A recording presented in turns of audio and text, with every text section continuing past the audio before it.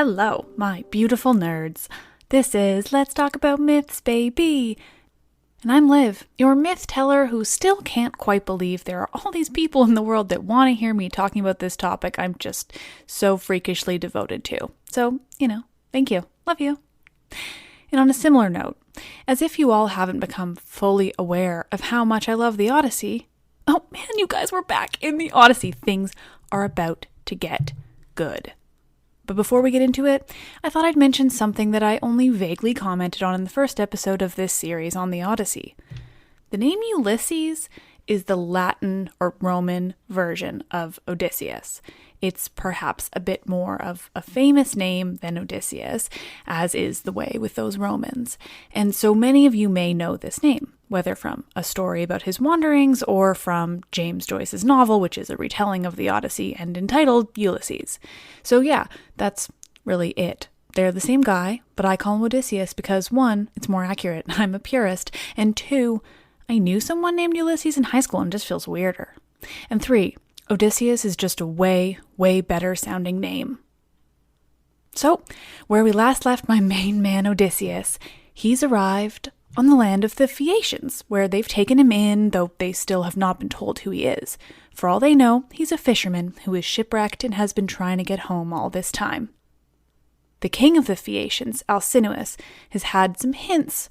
Odysseus has this habit of crying every time someone references the very famous Trojan War that's been over for about 8 years now, and has only gotten more famous in that time. Plus he cries extra hard when someone tells a story about famous, cunning Odysseus during the war, so he's not hiding it super well. Regardless, they don't know explicitly yet that he is Odysseus, but they've all pulled up a chair because this man is about to tell them who he is and what he's gone through to get there.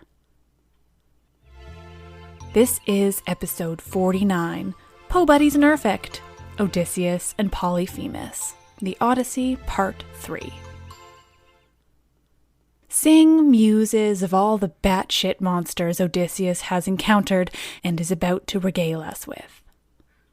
The poet of Phaeacia sings to the guests gathered at the feast about the actions of Odysseus during the Trojan War and, specifically, how he helped the Greeks succeed in finally, heroically, in their opinion, defeating the Trojans in what is now the most famous war ever fought by the Greeks.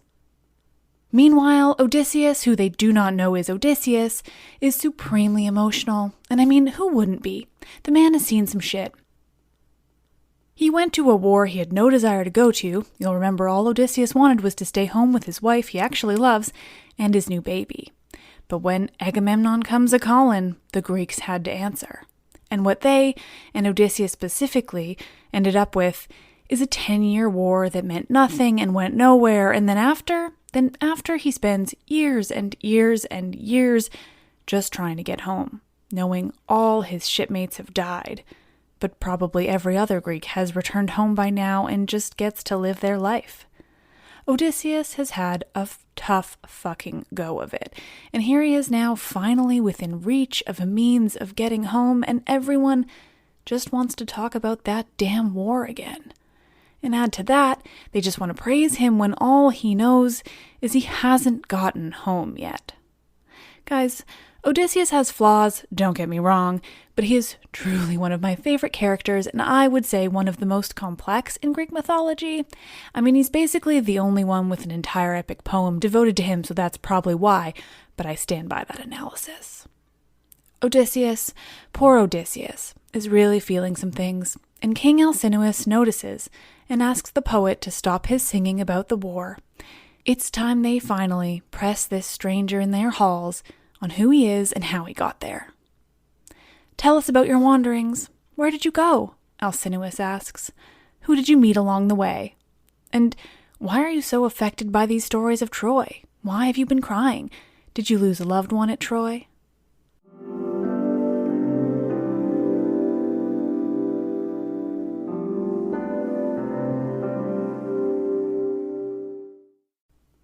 At these questions by Alcinous, Odysseus stops and thinks for a moment. How much to tell? How much of this tragic story is he willing to delve into right now? Well, he's a hero, and heroes have egos, so a lot of it.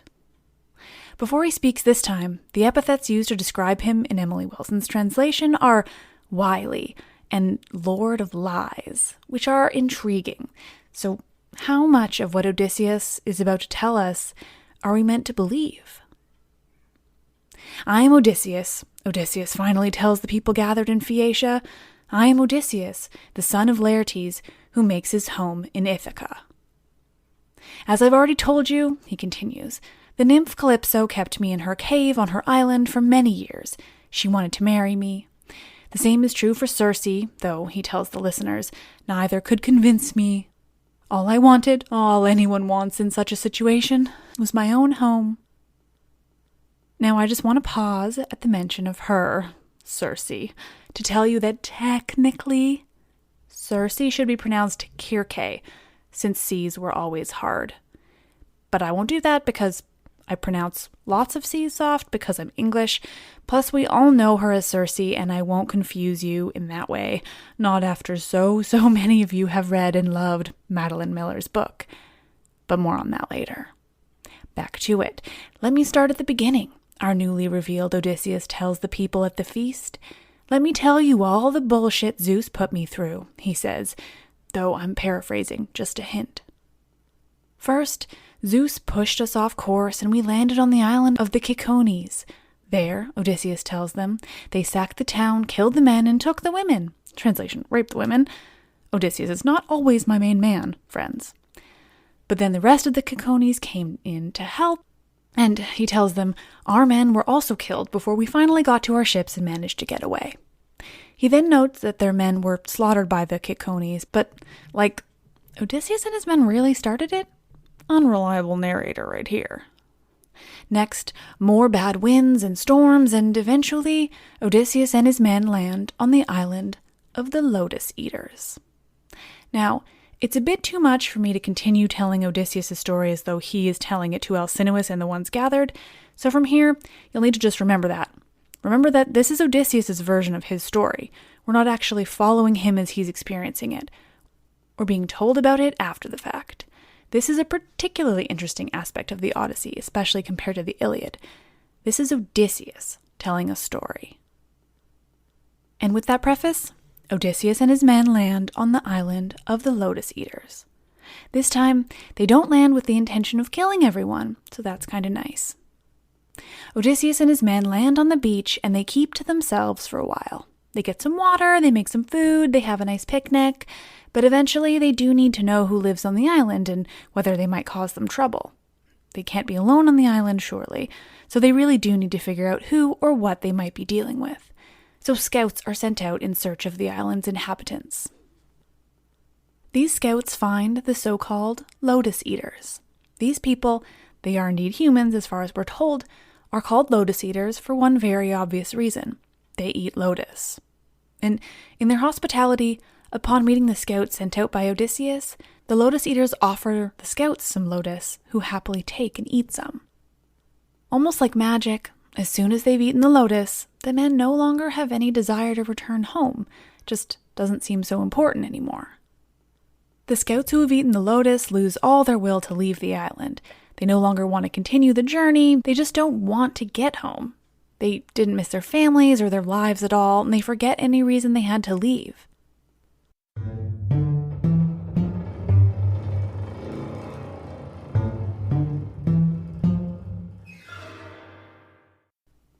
Luckily, Odysseus realizes that something is wrong. His scouts have failed to return, and it's been far too long for their delay to be anything short of suspicious. Odysseus finds the scouts with the Lotus Eaters just laying about without a care in the world. The Lotus Eaters offer Odysseus some too, but he senses something off about these people and their offerings, and he turns them down. Instead, he takes hold of the scouts and drags them, kicking and screaming, back to the ship so they can all get the hell off that island. He prevents everyone else from encountering the Lotus Eaters, lest they eat some too and continue fucking shit up. But, well, that's it. The Lotus Eaters don't put up a fight, and Odysseus manages to get the rest of his crew on the ships and they push off from the island. The journey continues. Feeling worn down and weary, they continue on. But the next place they reach is no better than the land of the Lotus Eaters. No, next they come upon the country of the Cyclops. Odysseus and his men know right away who inhabits this country. Our beautiful Emily Wilson translation refers to the Cyclops as mavericks who trust the gods. They don't plant food or tend to their farmland, yet everything still grows. They don't counsel with each other, and they don't have any common laws. They live in caves on mountaintops, and they have rules only for within their own families. They are wholly different from all the other people of the region. So Odysseus and his crew land on a small island, one that overlooks the main cyclopic island. Here they hunt a bunch of goats, make themselves a nice meal, and relax for the evening. As they feast, they look out on the main cyclopic island. They can see fires burning and can hear sheep and goats baaing in the distance. And they sleep soundly, overlooking this other island. In the morning, though, Odysseus pulls a real Odysseus, and he decides he and a smaller group of men should travel across to the other island to find out about the people who live over there, the cyclopic people.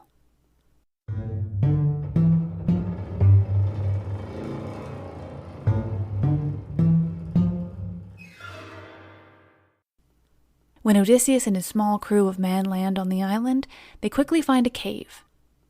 In the cave lives herds of sheep and goats, with a nice courtyard overhung with lovely trees. It's an idyllic place. But in there lives not only this herd of sheep and goats, inside lives a man who keeps to himself. He lives alone in his cave, tending to these animals. And, well, he's a giant with only one eye. Once they've learned the inhabitant, Odysseus leaves behind a group of his men at the ships and returns only with himself and 12 others. They bring a gift for the giant in the cave, some wine that was given to Odysseus by a priest of Apollo. When they arrive at the cave, the giant, the Cyclops, isn't there. He's out tending to his flock, and so the men go inside and they take a look around. There they find cheese and a collection of lambs. Not sure why those are living inside, but there we have it. And the men want some of the cheese and the lambs. Is the plural of lambs, even when it's actual animals and not food? It's been so long since they've had anything so decadent as that. Immediately, the men propose to Odysseus that they grab the cheese and free the lambs and drive them down to the ship so they can make a quick getaway with these spoils. But Odysseus says no, he wants to stay to meet the Cyclops and see if they'll receive any gifts from him. This story is a lesson in hospitality, for good or bad. So they wait for the Cyclops to return to his cave, and while they wait, they sacrifice and they eat a lamb and snack on some cheese. Finally, the Cyclops returns. Afraid, Odysseus and his men cower in a corner, not announcing themselves to this Cyclops, even though they've been hiding out in his house all day. He returns with wood for a fire and some sheep and goats to milk, and once he's arrived back in his home, where he believes he's alone as usual, he puts an enormous boulder in front of the front entrance to the cave, effectively locking his front door. Finally, after milking his sheep and goats and doing some things with the milk that I won't try to relay or fully understand because I am not a farmer, I've mentioned this before, the Cyclops lights a fire. And when he does, he finally sees this group of men that's just been hiding out in his house like real fucking weirdos. He's shocked, unsurprisingly, and he asks Odysseus and his men what on earth they're doing there. How did they get there? Why are they here? Are they here for some trouble? Are they pirates? Odysseus explains their story, telling the Cyclops about Troy and their journey and how they ended up on this particular island. Odysseus finishes by asking the Cyclops for a gift, as he is their host and they are his guests. It's only appropriate for him to give them a gift. This is the only way to keep Zeus, the god who presides over the guest-host relationship, happy. A new and much more greedy twist on the relationship of Xenia we all know so well. I like to imagine Odysseus just holds out his hand expectantly at this point, like, well, I've just been hiding out in your home all day, what are you going to give me for being so weird?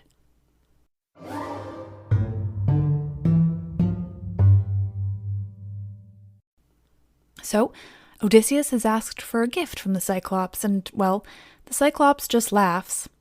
He laughs and laughs before he simply looks at Odysseus and says, "You think I care about Zeus?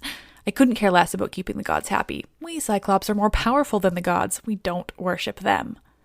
If I don't kill you now, it won't be because of Zeus," the Cyclops tells Odysseus and his men. "It will be because I want to keep you alive, and not for any other reason." "Are you continuing on in your ship?" he asks them. "Are you going far?" Odysseus realizes something is a bit off with this line of questioning, so he lies. He tells the Cyclops that Poseidon had shipwrecked them on the island, and that they just only managed to survive. And, well, this tragic story doesn't sway the Cyclops at all, and his reaction to this is to grab two of Odysseus' men, lift them high in the air, and slam them into the floor of the cave, splattering their brains everywhere. Then he tears them to bits and eats them right there in front of Odysseus and the remaining men. Which is why Odysseus maybe should have kept to himself and not gone creeping into this dude's house, but whatever, who am I to judge? Once he's finished eating these men and probably licking his fingers in that satisfying kind of way, he lays down and just goes to sleep. Odysseus and his other men realize that while they could sneak up and kill the Cyclops right now, that would only leave them in more trouble because there's no way they could ever move that boulder that's blocking the door. So instead, they just wait.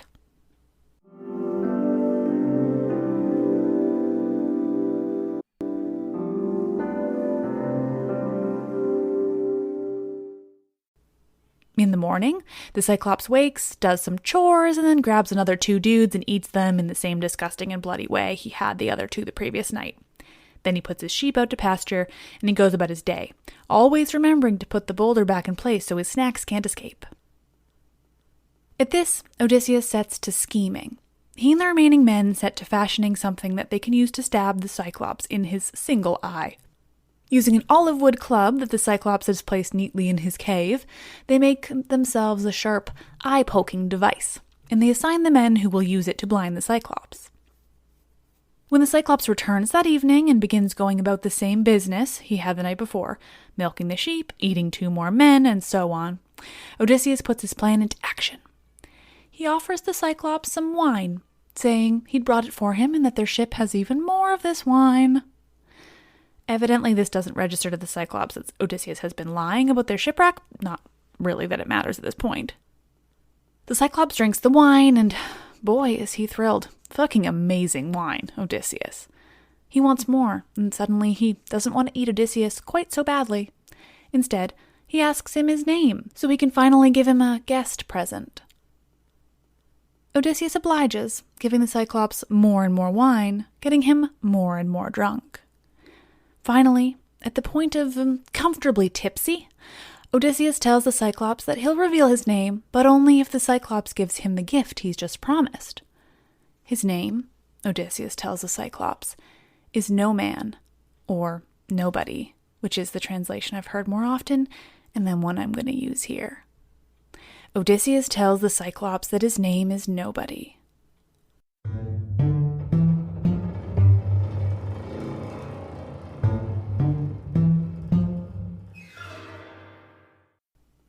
The Cyclops looks at Odysseus. Odysseus waits to hear what his gift will be. Finally, the Cyclops speaks. "All right, I'll eat Nobody last," the Cyclops says. "First I'll eat the rest of you. That's my gift, Nobody." And with that, the Cyclops flops down on the ground and once again goes right to sleep. This time, though, it's wine-induced, and during his sleep he managed to spit out some wine and also some body parts. What a host. But this is Odysseus' opportunity. As the Cyclops sleeps, the men put their spear into the fire to make it red hot, and once it is, Odysseus grabs the stabbing device and drives it deep into the Cyclops' eye, twisting and shoving deeply as blood spurts out from the wound and the red hot wood sizzles against the moisture of the Cyclops' eye. The Cyclops screams. He wakes to his eye sizzling and blood pouring out, and completely unable to see, he shrieks and cries and calls out to the other Cyclops that live nearby, yelling and screaming at them to help him fend off his attackers. The other Cyclops hear him, and before anyone knows it, they're outside the cave yelling to their friend inside. "Polyphemus," they call out, giving us the Cyclops' name and one of my favorite names in all mythology. "What's wrong, Polyphemus? Are you hurt?" they ask. "Is someone trying to steal your herds or trying to kill you?" From inside the cave, Polyphemus replies, "Nobody is trying to kill me. Nobody has stabbed me in the eye," he calls out. The other Cyclops are confused. "Wait," they say. "Nobody's trying to kill you?" "Zeus must have made you sick. they conclude. There's nothing to be done there. Just pray to your father Poseidon, they tell him. And with that, the other Cyclops leave Polyphemus in his cave, blinded and screaming about nobody.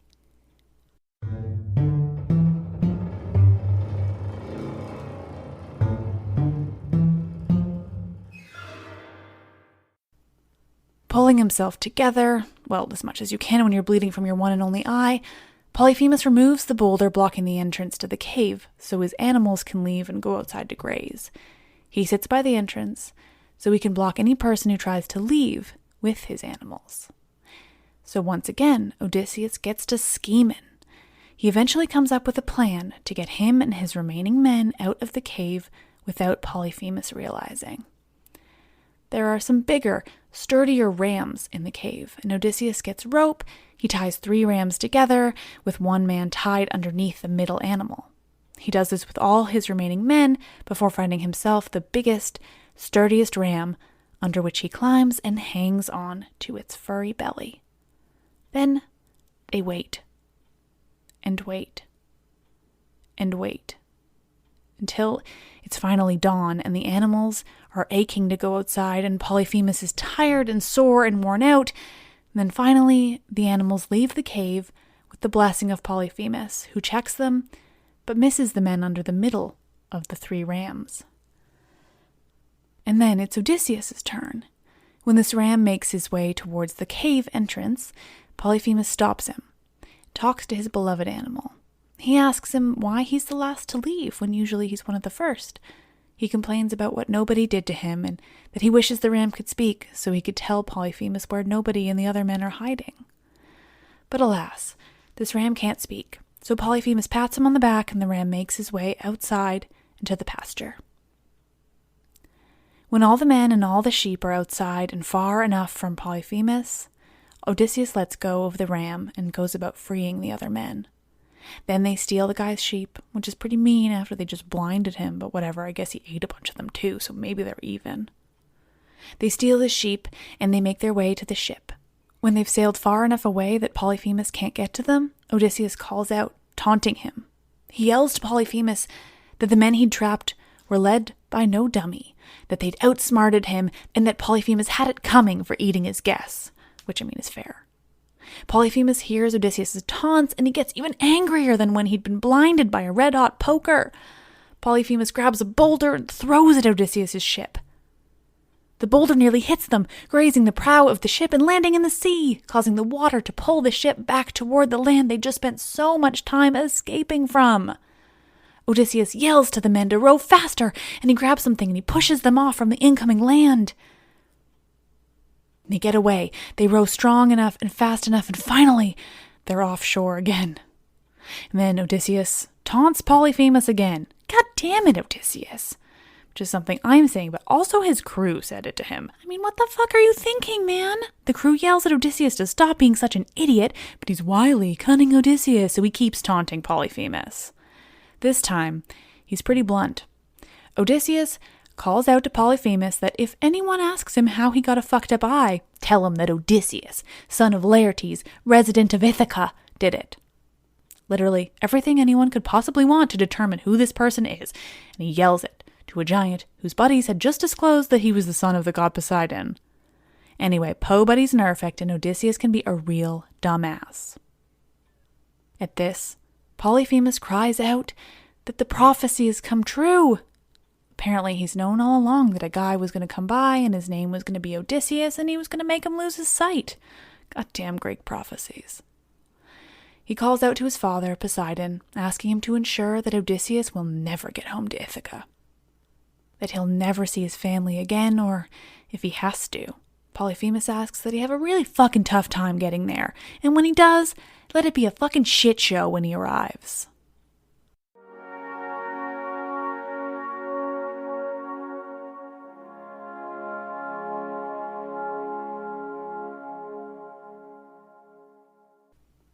Oh, nerds, thank you all for listening. Oh, how I love the Odyssey, especially now that we're getting to the really good stuff. And by the really good stuff, I mean the absolutely amazing number of monsters and weirdo people that appear in this story, let alone the magic and absolute mayhem we're getting closer to. Anyway, Odysseus is great, even when he's not, and the Odyssey is the best piece of literature ever written because it was the first, and how the fuck can something be so old and so incredible? Your friendly reminder that it's believed that the Odyssey and the Iliad come from between 700 and 800 BCE. That's 2,800 years ago. That's a fucking long time for this incredible story to be written. Anyway, I love it. I'm passionate about this, to say the absolute least. Just a reminder, as I mentioned last Odyssey episode, I will be taking 2 weeks off the podcast. Part of it I'll be in Mexico drinking all the margaritas in the world and writing things that are not the podcast for once. You know, books and stuff. Things you'll like. Then, before you know it, I'll be back in your beautiful ears on April 16th with the next installment of the Zodiac series. It's Aries season. Until then, maybe listen to some older episodes or read up on some of the stories you've already heard from me. Thank you all. You're the best. A reminder that any support you can give me is infinitely helpful because I do all this on my own.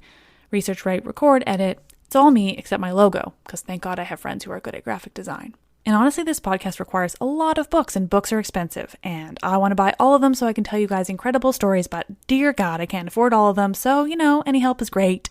The best way of supporting the show is by becoming a Patreon patron. This provides you with extra episodes. Unfortunately, not as many as I'd like, but honestly, keeping up with the weekly podcast is already all of my free time, so I do additional episodes for Patreon whenever physically possible.